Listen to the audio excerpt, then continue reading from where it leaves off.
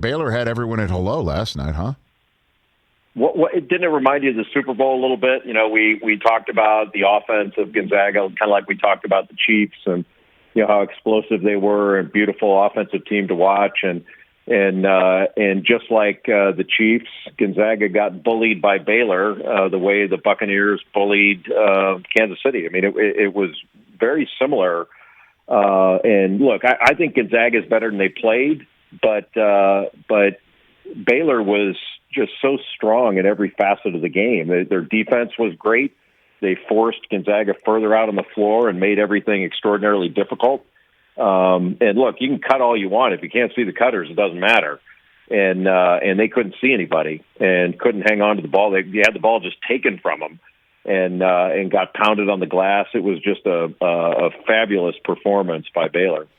Sure was. And it made me think that anybody that could have snuck through or didn't, that my alma mater or anybody, no one was beating Baylor in this tournament. This was their tournament to have, and they took it, Jay, for sure. Yeah, I think that's right. I mean, Michigan was compromised without Isaiah Livers.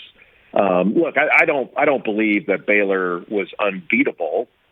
Just like I didn't think that Gonzaga was unbeatable. But, it's funny, we got exactly what we wished for, and that was what we consider to be the two best teams that had separated from the pack all year long, and that was Baylor and Gonzaga. And we thought that, okay, well, Michigan, toward the end of the year, they'd joined that top tier, and Illinois had joined that top tier, but no one had displaced either Gonzaga or Baylor from that. And then we got what we wanted, and man, Baylor kind of said, 1 game, 7-game series, whatever, we're gonna take the trophy home. And I think in a 7-game series, after watching that, I think a number of people were saying, well, after that hellacious game that Baylor played against UCLA, well, what were they missing that would have, what did UCLA take away from them that they would have had against that pressure that they faced? I just don't buy that somehow, their edge was gone and UCLA took something out of them. I don't believe that. I would look more upon that as an excuse for losing. Interesting, Jay, because they did seem to be a step slow. They did seem to, like that, the Suggs reach in for the second foul, for instance, that sort of stuff. And Timmy did, it looked like we had low energy Timmy last night, certainly in the first 5-10 minutes. So you don't buy that Saturday night either gave press clippings that Gonzaga believed or Baylor, not that anybody needs extra motivation, but they sat there and watched all of us fawn all over the instant classic while forgetting Baylor even made the game. You don't think that was any factor, certainly in the first 10 minutes, that lingered for much of the 40 last night? I really don't. I made this point the other day. We had talked about this, and somebody had.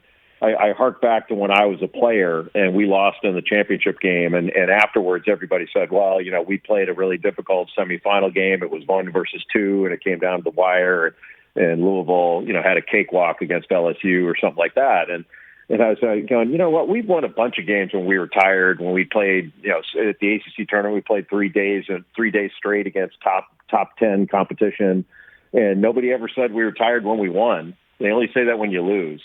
And so I've never bought that. I just don't. I'm not a believer in that. And when you looked at what Gonzaga was trying to accomplish and Baylor took everything away from them, I don't think an extra night's sleep would have made any difference. Hey, you watched all the way to the end. Thanks for that. Watch more right here.